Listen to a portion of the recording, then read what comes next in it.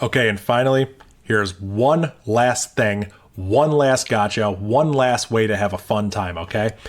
Here is a command that is very scary. I'm not lying to you, it actually legitimately is a scary command. It can cause problems. You've probably seen it. It's sort of a meme on the internet. Probably more so a while back than it is now. I haven't seen it too much recently, but this is like a known thing.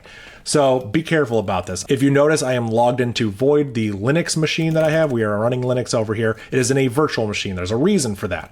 Let's ls what I have. I have bomb.txt and diagram.txt. So let's take a look at bomb.txt. Don't run this. Don't run this. This is very important. Look at this code. Study this code. Don't run this code. If you run this code, it will probably lock up your machine.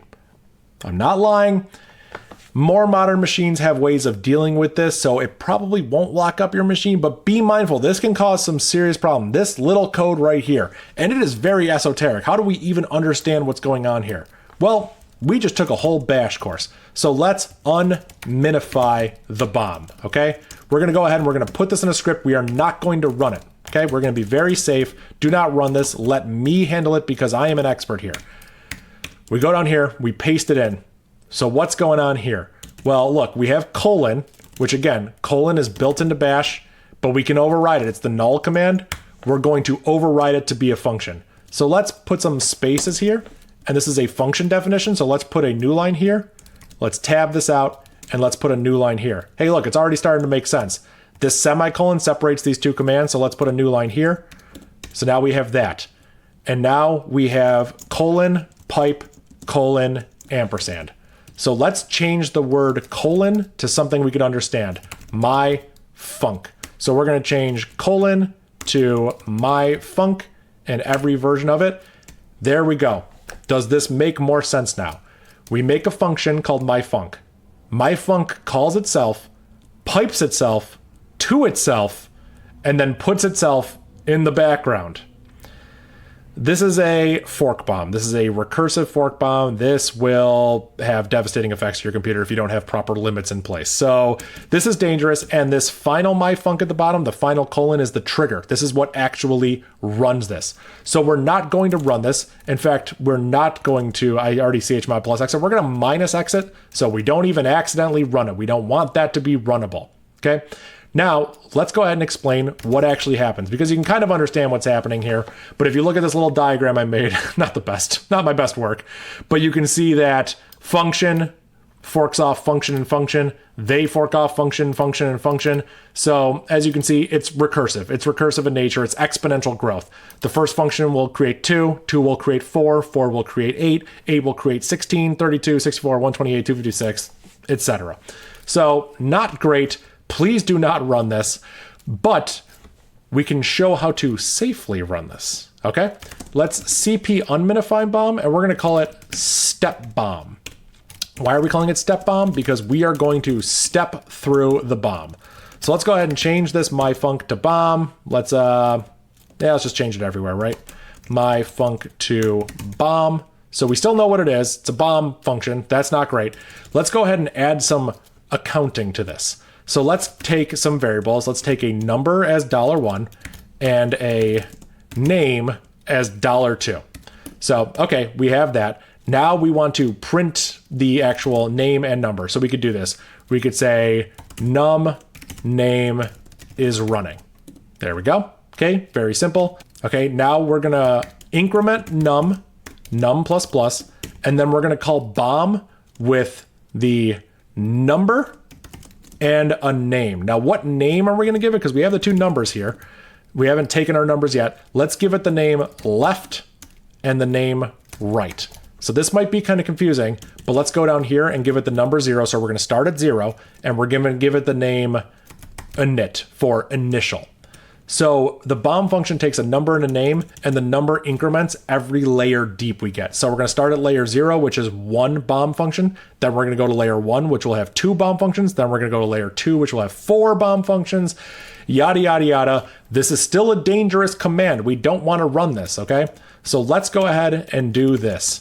If num equal 2, then we will return 0. We'll return success. We won't keep running. So this is our safety. All right, now one last thing before we run this. As you can see, this is echoing to standard out, which means the bomb function will actually output that into the input of the other bomb function. We don't want that. We want this to go directly to the terminal. So let's go ahead and output that to standard error. This way, no data will get transferred between the two.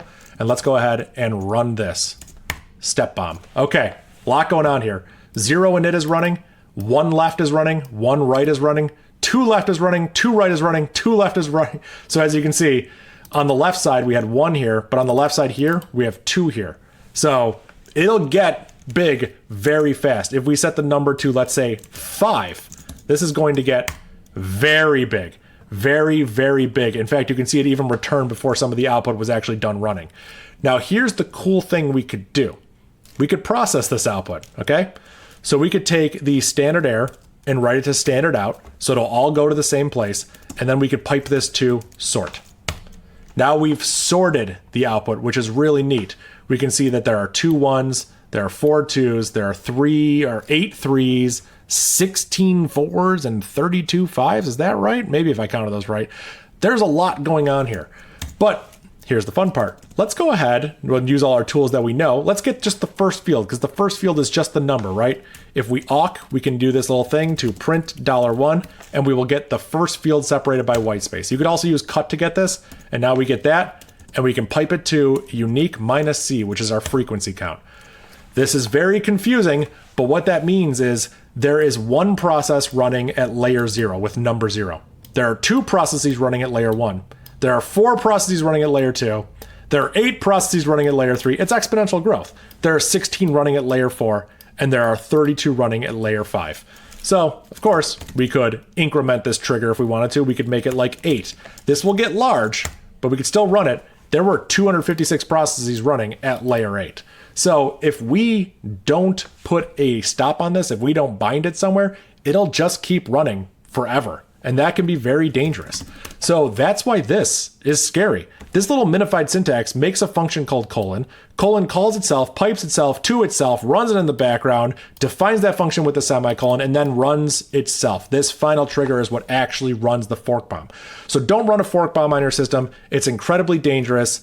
Thank you all for watching my bash course. I appreciate it so much. If you have made it this far, congratulations. Here we go. This is for you. There's the fork bomb running on my system. Look at that. There you go. How beautiful is that? Thank you so much for watching. Honestly, this has been a long course. There's so much that has gone into it. I appreciate every single one of you who has made it this far. Thank you so much. This course is completely free. It's on YouTube for free. Course.ysap.sh is the permalink for it. It's free. You can pay if you want the DRM free MP4 download. Sign up for my Patreon if you want to give me money. If you don't want to, that's fine. I understand. I don't believe in paywalling educational content. Just hit like and subscribe on YouTube. Really, just hit subscribe. I want to try and hit 100,000 subscribers. At the time of this recording, I have about 62,000 subscribers. So we'll see what this can do. Hopefully me fork bombing my machine directly in front of you has given you the motivation you need. So, yeah, I can't do anything here. What I can do is I could open up another terminal and I could SSH into void, and it fails. Wait, oh, we almost got in. We almost got in. So like I said, be really careful with this, okay? Just be really careful. Hopefully I've given you the tools to understand what's going on here. Again, I will have references and stuff. There's probably some topics that I've skipped, not because I wanted to skip, just because there's so much in this course. It took so long to actually work up all the materials. I know there are things that I have missed. So I will put as many references as I can with educational content from me and other people to help you get going with this. But hopefully I've given you enough to get going and to really hit the ground running, because we've talked about some advanced topics here.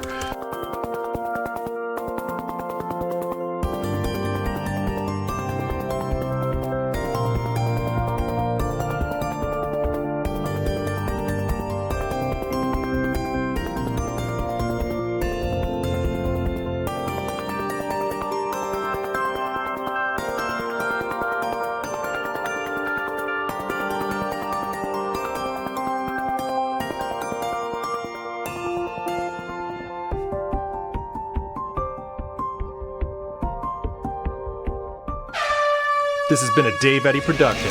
You suck at programming. This machine is still messed up. So This is probably bonus content for the super fans here. Let's go ahead and log into the hypervisor of that machine. And let's do a Z80 list grep void because it is a virtual machine. I'm running on Illumos, which is the fork of OpenSolaris, and void is a beehive instance. So it is a Illumos zone, and inside that zone, which is an OS level virtualization, is a beehive instance, which is originally FreeBSD's hardware virtualization, like software that they write. So it is a hardware virtualized instance inside a zone running on my machine. It says it's running. It's not really. Wow, it's completely unresponsive. This is hilarious. So you're welcome for that. Z80 reboot void. Go ahead, put sudo in front of it. And there we go. Now it should reboot.